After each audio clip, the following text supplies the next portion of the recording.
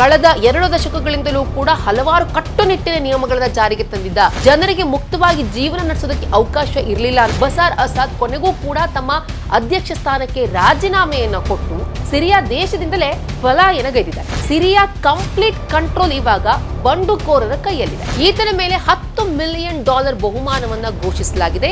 Global terrorist ಅಂತಾನೆ America ಈತನನ್ನ ಘೋಷಣೆ ಕೂಡ ಮಾಡಿದೆ. ಬಂಡುಕೋರರು ಮಹಿಳೆಯರು ಯಾವ ರೀತಿ ಉಡುಪನ್ನ ಧರಿಸಬೇಕು ಅಂತ ಹೇಳಿ ಘೋಷಣೆ ಮಾಡಿದ್ದಾರೆ. ಇಡೀ ವಿಶ್ವವೇ ಅಚ್ಚರಿಗೊಳ್ಳುವಂತಹ ಒಂದು ಆದೇಶವನ್ನ ಹೊರಡಿಸಿದ್ದಾರೆ. ನಮಸ್ಕಾರ ವೀಕ್ಷಕರೇ.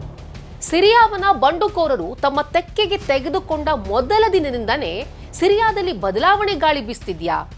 ಮೂಲಭೂತ ಇಸ್ಲಾಮಿಕ್ ರಾಷ್ಟ್ರ ಈಗ ಮುಕ್ತ ಸ್ವಾತಂತ್ರ್ಯದೆಡೆಗೆ ಸಾಗ್ತಾ ಇರುವಂತಹ ನಿರೀಕ್ಷೆ ಚಿಗುರೊಡೆದಿದ್ಯಾ?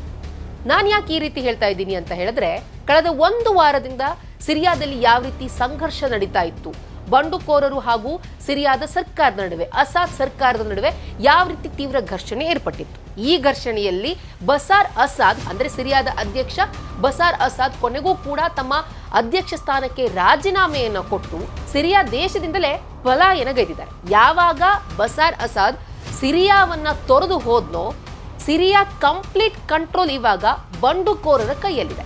ಮಹಿಳೆಯರು ಯಾವ ರೀತಿ ಉಡುಪನ್ನ ಧರಿಸಬೇಕು ಅಂತ ಹೇಳಿ ಘೋಷಣೆ ಮಾಡಿದ್ದಾರೆ. ಬಸಾರ್ ಅಸಾದ್ ಸರ್ಕಾರ ಇದ್ದಾಗ ಅಲ್ಲಿರುವಂತಹ ಮಹಿಳೆಯರು ಅಡಿಯಿಂದ ಮುಡಿವರೆಗೂ ಕೂಡ ಅವರು ಎಲ್ಲೂ ಕೂಡ ತಮ್ಮ ಅಂಗವನ್ನ ಪ್ರದರ್ಶನ ಮಾಡುವಂತಿರ್ಲಿಲ್ಲ.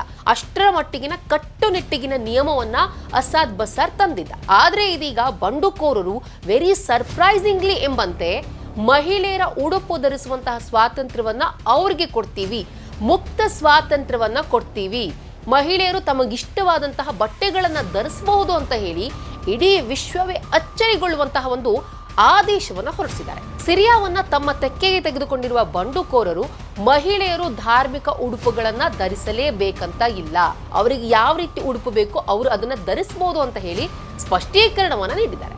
ಈ ಬಂಡುಕೋರರೇನಿದ್ದಾರಲ್ಲ, ಇದರಲ್ಲಿ ಸುನ್ನಿ ಬಾಹುಳ್ಯದ ಬಂಡುಕೋರರು ಹೆಚ್ಚಿದ್ದಾರೆ. ಸಿರಿಯಾದಲ್ಲಿ 75% ಸುನ್ನಿ ಸಮುದಾಯವೇ ಇದೆ. ಇನ್ನು ಬಸಾದ್ ಅಸರ್ ಏನಿದಾನಲ್ಲ, ಈತ ಅಲಾವೈಟ್ ಸಮುದಾಯಕ್ಕೆ ಸೇರಿದವನು. ಅಲಾವೈಟ್ ಸಮುದಾಯವನ್ನ ಸುನ್ನಿ ಸಮುದಾಯದವರು ಮುಸ್ಲಿಮರು ಅಂತಾನೆ ಕನ್ಸಿಡರ್ ಮಾಡೋದಿಲ್ಲ. ಹೀಗಾಗಿ ಈ 2 ಜನಾಂಗಗಳ ನಡುವೆ ಮೊದಲಿನಿಂದನೂ ಕೂಡ ಜನಾಂಗೀಯ ಸಂಘರ್ಷ ಇದೆ. ಸುನ್ನಿ ಹಾಗೂ ಅಲಾವೈಟ್ ನಡುವೆ ಒಂದು ಕಡೆ ಜನಾಂಗೀಯ ಸಂಘರ್ಷ, ಇನ್ನೊಂದು ಕಡೆ ಬಸಾರ್ ಅಸದ್ನ ಒಂದು ಸರ್ವಾಧಿಕಾರಿ ಧೋರಣೆ. ಯಾವುದೇ ವಿಚಾರಕ್ಕೂ ಕೂಡ ಅವನು ಸ್ವಾತಂತ್ರ್ಯವನ್ನ ಕೊಡ್ತಾ ಇರಲಿಲ್ಲ. ಕಳೆದ 2 ದಶಕಗಳಿಂದಲೂ ಕೂಡ ಹಲವಾರು ಕಟ್ಟುನಿಟ್ಟಿನ ನಿಯಮಗಳನ್ನ ಜಾರಿಗೆ ತಂದಿದ್ದ, ಜನರಿಗೆ ಮುಕ್ತವಾಗಿ ಜೀವನ ನಡೆಸೋದಕ್ಕೆ ಅವಕಾಶ ಇರಲಿಲ್ಲ ಅನ್ನೋ ಕಾರಣಕ್ಕೆ ನಾಗರಿಕರು ಕೂಡ ಆತನ ವಿರುದ್ಧ ದಂಗೆ ಎದ್ದಿದ್ರು. ಈ ಕಡೆ ಸೈನಿಕರು ಕೂಡ ಆತನ ವಿರುದ್ಧ ದಂಗೆ ಎದ್ರು. ಬಂಡುಕೋರರು ಕೂಡ ಸೈನಿಕರ ಸಹಾಯದಿಂದ ಬಂಡುಕೋರರು ಒಂದೊಂದೇ ಪ್ರದೇಶವನ್ನ ವಶಪಡಿಸಿಕೊಳ್ತಾ ಬಂದ್ರು. ಈಗ ಸಿರಿಯಾದ ರಾಜಧಾನಿ ಡಮಾಸ್ಕಸ್ ಅನ್ನು ಕೂಡ ತಮ್ಮ ವಶಕ್ಕೆ ತೆಗೆದುಕೊಂಡಿದ್ದಾರೆ. ಇನ್ನು ಈ ಬಂಡುಕೋರರ ಅಧ್ಯಕ್ಷ ಯಾರು ಅಂತ ನೋಡೋದಾದ್ರೆ ಮೊಹಮ್ಮದ್ ಅಲ್ ಗೊಲಾನಿ, ಈತನನ್ನೇ ಕಿಂಗ್ ಮೇಕರ್ ಅಂತ ಹೇಳಲಾಗುತ್ತೆ. ಇವನು ಹಯಾತ್ ತಹರೀರ್ ಅಲ್ ಇಸ್ಲಾಂನ ಅಧ್ಯಕ್ಷ. ಗಲಾನಿ ಜನಿಸಿದ್ದು 1981ರಲ್ಲಿ. ಇವನು ಭಯೋತ್ಪಾದಕ ಸಂಘಟನೆ ಸೇರಿದ್ದು 2003ರಲ್ಲಿ. ಅಲ್ ಖೈದಾದಿಂದ ಮೊದಲು ಗುರುತಿಸಿಕೊಂಡ ಈತನ ಮೇಲೆ $10 ಮಿಲಿಯನ್ ಬಹುಮಾನವನ್ನ ಘೋಷಿಸಲಾಗಿದೆ. ಗ್ಲೋಬಲ್ ಟೆರರಿಸ್ಟ್ ಅಂತಾನೆ ಅಮೆರಿಕ ಈತನನ್ನ ಘೋಷಣೆ ಕೂಡ ಮಾಡಿದೆ. ಈಗ ಬಂಡುಕೋರರು ಸಿರಿಯಾವನ್ನ ತಮ್ಮ ತೆಕ್ಕೆಗೆ ತೆಗೆದುಕೊಂಡಾಗಿನಿಂದ ಆಬ್ವಿಯಸ್ಲಿ ಮಹಿಳೆಯರಿಗೆ ಮುಕ್ತ ಸ್ವಾತಂತ್ರ್ಯವನ್ನ ಕೊಡ್ತೀವಿ, ಅವ್ರು ತಮ್ಗೆ ಯಾವ ರೀತಿ ಉಡುಪನ್ನ ಧರಿಸಬೇಕು ಆ ವೈಯಕ್ತಿಕ ಸ್ವಾತಂತ್ರ್ಯವನ್ನ ಕೊಡ್ತೀವಿ ಅಂತ ಅಂದಾಗ ನಿಜಕ್ಕೂ ಕೂಡ ಸಿರಿಯಾದಲ್ಲಿ ಬದಲಾವಣೆ ಗಾಳಿ ಬೀಸ್ತಾ ಇದೆಯಾ? ಗೊತ್ತಿಲ್ಲ ಮುಂದೆ ಏನಾಗುತ್ತೆ ಅಂತ ಹೇಳಿ. ಯಾಕಂತಂದ್ರೆ ಭಯೋತ್ಪಾದಕರು, ಬಂಡುಕೋರರು ಇವರೆಲ್ಲರೂ ಒಂದು ರೀತಿ ರಕ್ತದಾಹಿಗಳಾಗಿರ್ತಾರೆ.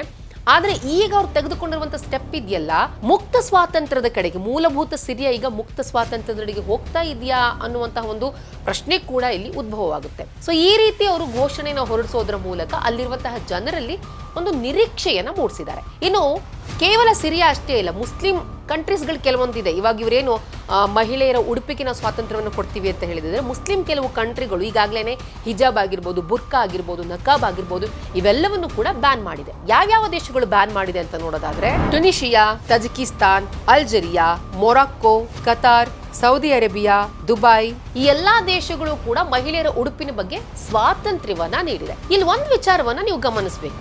ಸಿರಿಯಾ ಇರಾನ್ ಬೆಂಬಲಿತ ದೇಶ. ಆದ್ರೆ ಈಗೇನು ಯುದ್ಧ ಆಯ್ತಲ್ಲ ಬಂಡುಕೋರರ ನಡುವೆ ಹಾಗೂ ಸರ್ಕಾರದ ನಡುವೆ, ಯಾವುದೇ ವಿಚಾರದಲ್ಲೂ ಕೂಡ ಇರಾನ್ ಸಿರಿಯಾದ ಅಧ್ಯಕ್ಷನ ಜೊತೆಗೆ ಸಾಥ್ ಕೊಟ್ಟಿಲ್ಲ. ಕಾರಣ ಏನು ಅಂತಂದ್ರೆ, ಇವಾಗ ಆ ಕಡೆ ಎಲ್ಲ ಹೇಗೆ ನಿಮ್ಗೆಲ್ರಿಗೂ ಗೊತ್ತೇ ಇದೆ, ಒಂದು ಕಡೆ ರಷ್ಯಾ ಉಕ್ರೇನ್ ಯುದ್ಧ, ಇನ್ನೊಂದು ಕಡೆ ಇಸ್ರೇಲ್ ಹಾಗೂ ಹಮಾಸ್ ನಡುವೆ ಯುದ್ಧ. ಈ ಯುದ್ಧದಲ್ಲಿ ಇರಾನ್ ಕೂಡ ಮೂಗು ತೂರಿಸಿದೆ. ಇವರೆಲ್ಲರಿಗೂ ಹೇಗೆ ಒಂದ್ ಕಡೆ ಹಿಜ್ಬುಲ್ಲಾ ಸಂಘಟನೆ ಅವ್ರದ್ದು ತಮ್ಮ ಹಿತಾಸಕ್ತಿಯನ್ನು ಕಾಪಾಡ್ಕೊಳ್ಳೋದು, ಹೀಗೆ ಹೇಗಾಗಿದೆ ಅಂದ್ರೆ ಎಲ್ಲಾ ದೇಶಗಳಿಗೂ ತಮ್ಮ ತಮ್ಮ ಹಿತಾಸಕ್ತಿಯನ್ನ ಕಾಪಾಡ್ಕೋಬೇಕು, ತಮ್ಮ ಬುಡವನ್ನ ಕಾಪಾಡ್ಕೋಬೇಕು. ಹೀಗಾಗಿ ಅವರು ಸಿರಿಯಾದ ತಲೆನೋವಿಗೆ ಹೋಗ್ತಾ ಇಲ್ಲ, ಸಿರಿಯಾಗೆ ಯಾವುದೇ ರೀತಿಯಲ್ಲೂ ಕೂಡ ಸಹಾಯವನ್ನ ಮಾಡ್ತಾ ಇಲ್ಲ. ಹೀಗಾಗಿ ಸಿರಿಯಾದಲ್ಲಿ ಕಳೆದ 50 ವರ್ಷದಿಂದ ಏಕಚಕ್ರಾಧಿಪತ್ಯ ಸರ್ವಾಧಿಕಾರಿ ಸರ್ಕಾರ ಏನಿತ್ತು ಅದು ಸಂಪೂರ್ಣವಾಗಿ ಪತನವಾಗಿದೆ. ಒಂದು ಕಡೆ ತಾಲಿಬಾನ್ ಅಫ್ಘಾನಿಸ್ತಾನವನ್ನ ತನ್ನ ತೆಕ್ಕೆಗೆ ತೆಗೆದುಕೊಂಡಾಗ ಪ್ರಾರಂಭದಲ್ಲಿ ಅವರು ಕೂಡ ಹೇಳಿದ್ರು, ನಾವು ಮಹಿಳೆಯರಿಗೆ ಎಲ್ಲಾ ರೀತಿಯ ಸಂಪೂರ್ಣ ಸ್ವಾತಂತ್ರ್ಯವನ್ನ ಕೊಡ್ತೀವಿ, ಯಾವುದೇ ರೀತಿಯಾದಂತಹ ಕಟ್ಟುನಿಟ್ಟನ್ನು ಅವ್ರ ಮೇಲೆ ಇಂಪ್ಲಿಫೈ ಮಾಡೋದಿಲ್ಲ, ಜಾರಿ ಮಾಡೋದಿಲ್ಲ ಅಂತ ಹೇಳಿ. ಆದ್ರೆ ಭಯೋತ್ಪಾದಕರೇ, ನರರಾಕ್ಷಸರೇ. ಭೂತದ ಬಾಯಲ್ಲಿ ಭಗವದ್ಗೀತೆ ಅಂದಾಗೆ ಭಯೋತ್ಪಾದಕರು ಈ ರೀತಿ ಹೇಳಿದಾಗ ನಂಬೋಕ್ಕಾಗುತ್ತಾ?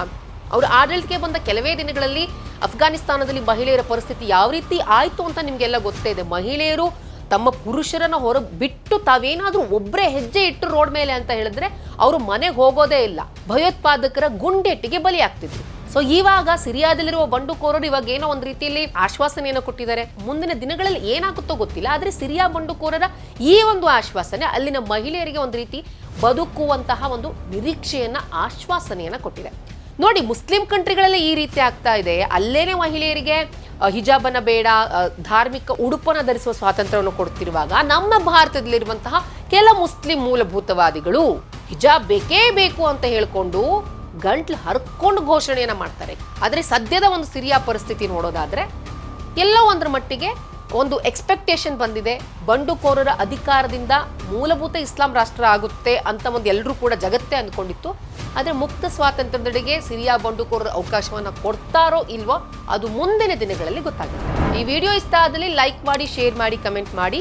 ಹಾಗೆ ನೀವಿನ್ನೂ ನಮ್ಮ ಹೊಸದಿಗಂತ ಡಿಜಿಟಲ್ ಚಾನಲ್ನ ಸಬ್ಸ್ಕ್ರೈಬ್ ಆಗಿಲ್ಲ ಅಂದ್ರೆ ಈ ಕೂಡಲೇ ಸಬ್ಸ್ಕ್ರೈಬ್ ಮಾಡಿ.